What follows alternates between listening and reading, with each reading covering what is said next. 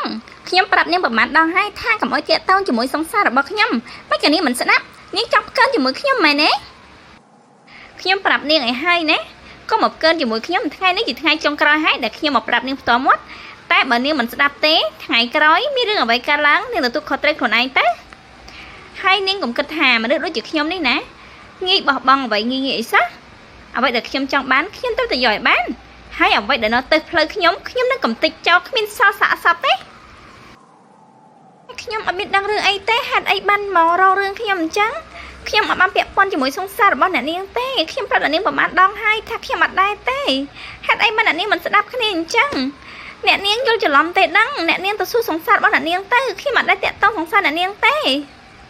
បានហើយកុំដោះសារ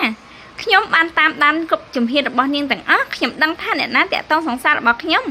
ព្រោះខ្ញុំបានតាមដានគាត់ហើយអ្នកដែលនៅជាមួយគាត់មានតែនាងនឹងហើយអ្នកនាងគិតច្រឡំជាមួយខ្ញុំហើយខ្ញុំធ្វើដំណើរជាមួយគាត់ក្នុងការងារទេអត់មានតាក់ទងអីជារឿងស្នេហាទេអ្នកនាងការងារត្រូវតែអ្នកតំណងគ្នា